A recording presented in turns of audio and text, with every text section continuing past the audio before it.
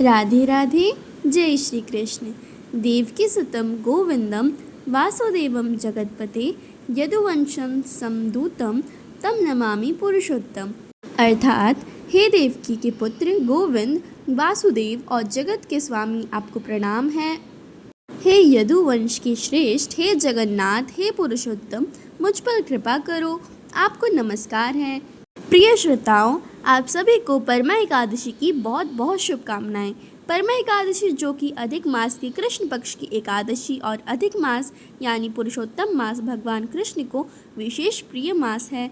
पुरुषोत्तम मास में पड़ने के कारण इस दिन किए गए धार्मिक कार्यों से प्राप्त आध्यात्मिक फल कई गुना बढ़ जाते हैं और यह भक्तों के लिए भगवान हरि के स्मरण को और अधिक गहरा करने, दुख दरिद्रता दूर करने और अंत में मोक्ष प्राप्ति करने का एक अत्यंत दुर्लभ अवसर है। तो आज इस वीडियो में आप सभी अब श्रद्धा पूर्वक सुनिए परमा एकादशी की संपूर्ण व्रत कथा। साथ ही आप कथा के माध्यम से जानेंगे कि श्री जगन्नाथपुरी में एकादशी देवी को उल्टा क्यों लटकाया गया है। वैसे तो एकादशी के दिन चावल का सेवन वर्जित माना गया है, लेकिन एकमात्र श्री जगन्नाथ धाम में एकादशी के दिन महाप्रसाद के रूप में चावल और अन्न सेवन किया जाता है। प्राचीन समय में कमल्य नाम की एक नगरी हुई करती थी, जहाँ सुमेधा नाम के एक बहुत ही धर्मात्मा ब्राह्मण रहते थे।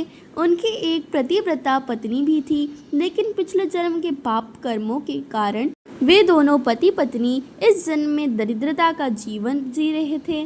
ब्राह्मण देवता नगर में भिक्षा मांगने जाते, लेकिन लोग उन्हें अपने द्वार से खाली हाथ लौटा देते थे। निर्धन होने के बाद भी ब्राह्मण की पत्नी अपने पति की सेवा में कोई कमी नहीं रखती थी।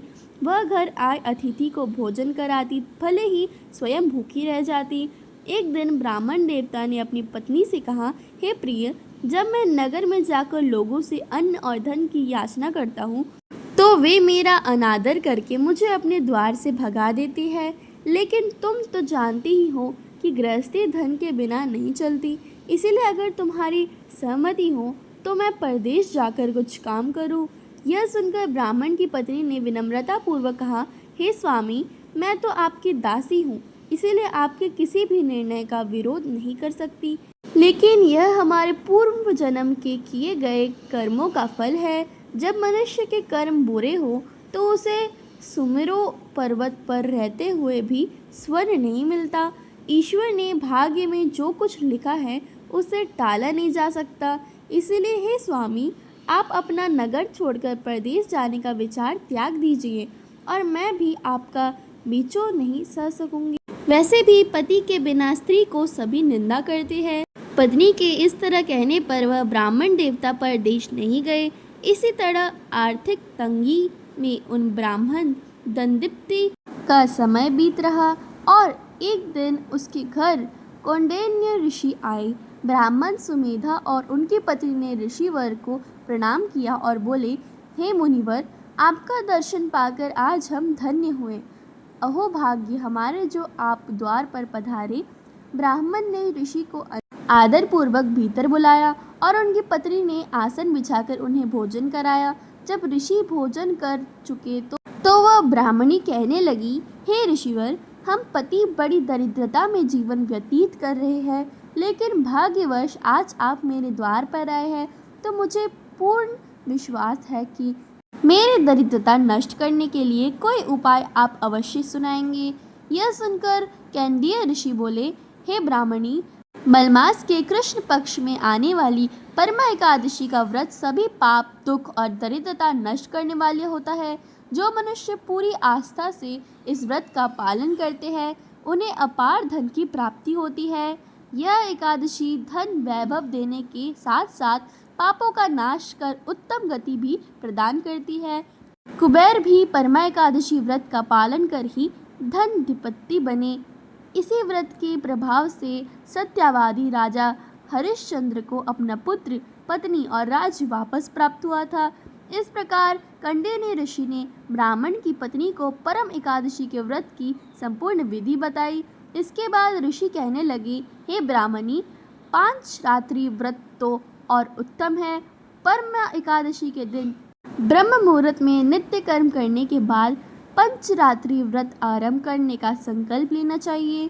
जो मनुष्य एकादशी से अमावस्या तक 5 दिन तक निर्जल व्रत रखते हैं वे अपने माता पिता और पत्नी सहित स्वर्गलोक को जाते हैं। जो मनुष्य 5 दिन तक केवल संध्या को भोजन करते हैं उनके महापाप नष्ट होते हैं। जो मनुष्य स्नान करके 5 दिन तक ब्राह्मणों को भोजन कराते हैं वे समस्त संसार को भोजन कराने का फल पाते हैं। जो मनुष्य इस व्रत में अश्वदान करते हैं उन्हें तीनों लोगों को दान करने जितना फल मिलता है। जो मनुष्य इस दिन ब्राह्मण को तिल दान करते हैं वे तिल की संख्या के बराबर वर्षों तक विष्णु लोक में वास करते हैं। जो मनुष्य घी का पात्र दान करते हैं वे सूर्य लोक को जाते हैं। तब कौंडिन्य ऋषि आगे बोले, हे ब्राह्मणी, अब तुम भी अपने पति के साथ श्रद्धापूर्वक इस एकादशी व्रत का पालन करो, इससे तुम्हारी दरिद्रता अवश्य नष्ट हो जाएगी। तब ऋषि के आदेश अनुसार ब्राह्मण दंपति ने परमा एकादशी का व्रत किया, जिससे उनकी दरिद्रता दूर हो गई और पृथ्वी पर कई वर्षों तक सुखपूर्वक रहने के बाद वे दोनों पति पत्नी विष्णु लोक को प्रस्थान कर गए। यह थी परमा एकादशी की कथा। सभी प्रेम से बोलिए परमा एकादशी की जय। श्री पुरुषोत्तम भगवान की जय। कहते हैं कि भगवान की लीलाएं सामान्य बुद्धि से नहीं समझी जा सकती। कई बार जो बातें हमें नियमों के विरुद्ध दिखाई देती हैं उसके पीछे भी प्रभु की कोई गहरी करुणा और रहस्य छिपा होता है। ऐसे ही एक अद्भुत कथा श्री जगन्नाथपुरी धाम से जुड़ी हुई है, जहाँ एकादशी के दिन भी भक्त बड़े प्रेम से महाप्रसाद ग्रहण करते हैं। आखिर ऐसा होता क्या है? जबकि शास्त्रों में तो एकादशी के दिन अन्न और विशेष रूप से चावल का सेवन वर्जित माना गया है। इस रहस्य को समझाने वाली यह कथा बड़ी ही सुंदर ढंग से भगवान जगन्नाथ जी की महिमा का वर्णन करती है। बहुत प्राचीन समय की बात है, जब संसार में धर्म की स्थापना हो रही थी, तब भगवान श्री विष्णु के दिव्य तेज से एक अद्भुत शक्ति प्रकट हुई। वह थी एकादशी देवी। भगवान ने उन्हें यह महान दायित्व सौंपा कि वे संसार के जीवों को पापों से मुक्त करने का मार्ग दिखाएगी। भगवान ने कहा, हे देवी, प्रत्येक पक्ष की एकादशी तिथि तुम्हारी होगी। जो मनुष्य उस दिन व्रत करेगा, मेरा स्मरण करेगा और अन्न त्याग कर भक्ति में मन लगाएगा, उसे विशेष पुण्य प्राप्त होगा। यह वरदान पाकर एकादशी देवी का प्रभाव तीनों लोकों में फैल गया। देवता, ऋषि, मनुष्य सभी उनके दिन का आदर करने लगे। धीरे धीरे उन्हें अपनी शक्ति का ही बड़ा अभिमान हो गया। उन्हें लगने लगा कि उनकी आज्ञा के बिना कोई भी जीव धर्म के मार्ग पर नहीं चल सकता। फिर एक दिन वे भ्रमण करती हुई नीलांचल धाम यानी जगन्नाथपुरी पहुंच गई। जैसे ही उन्होंने श्री मंदिर के निकट कदम रखा, वे हैरान रह गई। आज एकादशी थी, लेकिन पूरे धाम में उत्सव का वातावरण था। मंदिर की विशाल रसोई में अनेकों प्रकार के व्यंजन बन रहे थे। आनंद बाजार में हजारों भक्त बैठे हुए थे और बड़े प्रेम से महाप्रसाद ग्रहण कर रहे थे। कहीं गर्मा गर्म भात परोसा जा रहा था, कहीं दाल, कहीं सब्जियां और कहीं अन्य प्रसाद। यह देखकर एकादशी देवी का क्रोध भड़क उठा। उन्होंने सोचा, यह कैसे संभव है? मेरे दिन तो लोग अन्न का स्पर्श तक नहीं करते, फिर यहाँ इतनी बड़ी संख्या में भक्त चावल और अन्य अन्न ग्रहण कैसे कर पा रहे हैं? क्रोध में भरी हुई वे सीधे मंदिर के गर्भगृह में पहुंची। वहां भगवान जगन्नाथ जी अपने बड़े भाई बलभद्रा और बहन सुभद्रा जी के साथ विराजमान थे। एकादशी देवी ने प्रभु से कहा, प्रभु, ये कैसे व्यवस्था है? आपने ही तो कहा था कि एकादशी के दिन अन्न में पाप का निवास होगा, फिर आपके ही धाम में यह सब क्या और क्यों हो रहा है? भगवान जगन्नाथ जी ने मुस्कुराते हुए उत्तर दिया, बाहर संसार में तुम्हारा नियम सत्य है, लेकिन यहाँ जो अन्न तुम देख रही हो वह साधारण अन्न नहीं है। यह मेरा महाप्रसाद है। यह मेरे स्पर्श से पवित्र हुआ है। इसमें किसी भी प्रकार का पाप प्रवेश नहीं कर सकता। लेकिन एकादशी देवी का अहंकार अभी शांत नहीं हुआ था। उन्होंने कहा, नियम तो नियम होता है।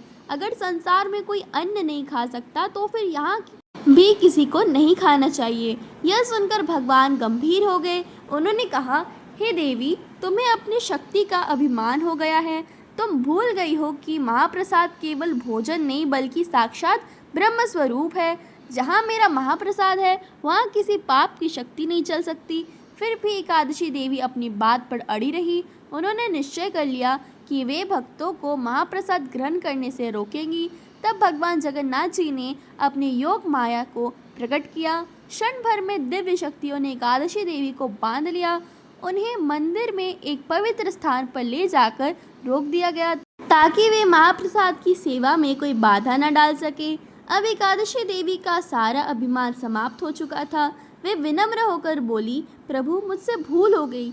मैं आपके महाप्रसाद की महिमा को नहीं समझ सकी। कृपा करके मुझे क्षमा करें। भगवान का हृदय तो अब करुणा का सागर है। उन्होंने भी प्रेम पूर्वक कहा, देवी तुम्हारा सम्मान भी बना रहेगा और मेरे महाप्रसाद की महिमा भी। आज से जो भक्त जगन्नाथ धाम में एकादशी के दिन महाप्रसाद ग्रहण करेगा वे पहले उसे श्रद्धा से प्रणाम करेंगे और तुम्हारा स्मरण करेंगे, तब उन्हें किसी प्रकार का कोई दोष नहीं लगेगा। यह सुनकर एकादशी देवी प्रसन्न हुई। उन्होंने भी आशीर्वाद दिया, जो भक्त श्रद्धा और भक्ति के साथ केवल जगन्नाथ महाप्रसाद ग्रहण करेंगे मैं उनके दोष नहीं देखूंगी बल्कि उनके पुण्य में वृद्धि करूंगी। तभी से यह परंपरा चली आ रही है कि जगन्नाथपुरी में एकादशी के दिन भी महाप्रसाद का वितरण और सेवन होता है।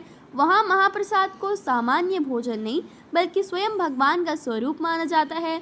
और यह कथा हमें सिखाती है कि धर्म के नियम अत्यंत महत्वपूर्ण है, लेकिन भगवान का प्रेम, उनकी कृपा, उनका महाप्रसाद उन सभी नियमों से भी श्रेष्ठ है, बढ़कर है।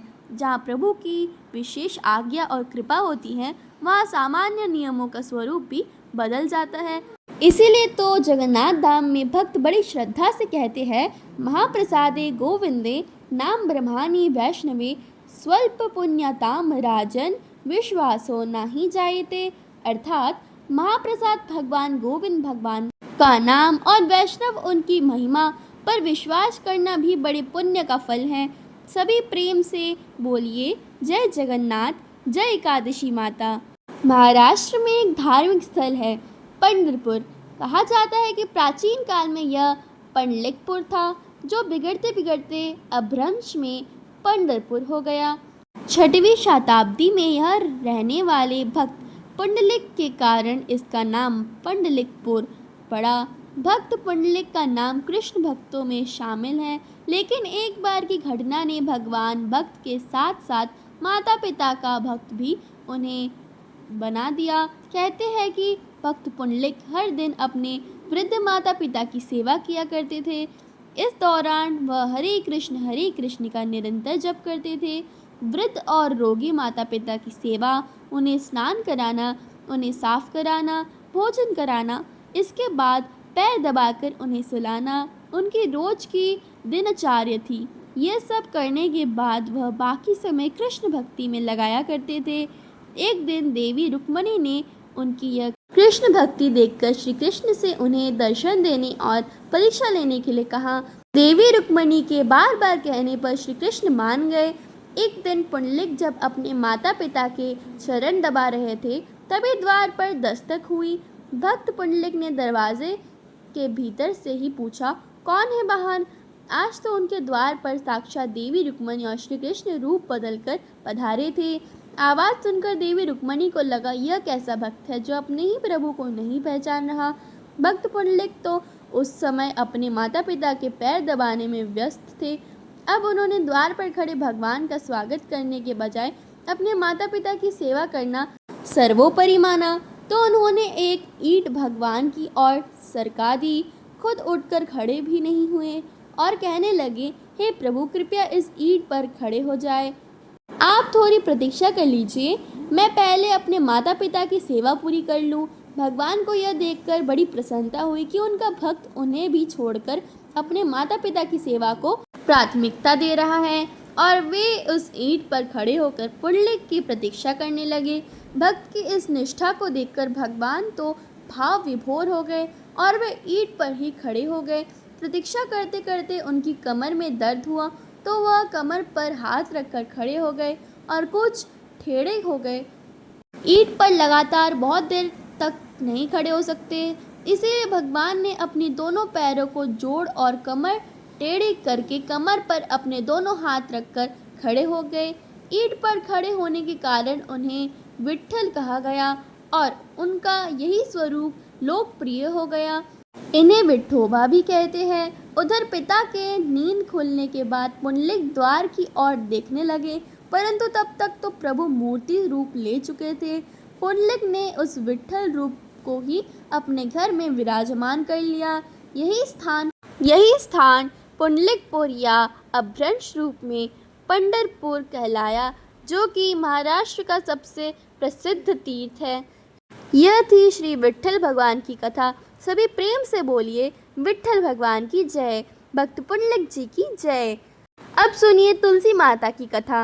एक बार एक बूढ़ी माई थी जो नियम से तुलसी जी को सींचती थी और कहती थी कि हे तुलसी माता, सत की दाता, मैं तेरा बिरला सींचती हूँ, मुझे बहू दे, पीताम्बर की धोती दे, मीठा मीठा घास दे, बैकुंठ में वास दे, चटक की चाल दे, पटक की मौत दे, चंदन का काठ दे, रानी सजाज दे, दाल भात का भोजन दे, घरास की मौत दे और कृष्ण जी का कंधा भी दे। ऐसा वह बूढ़ी माई हर दिन तुलसी माता से कहती।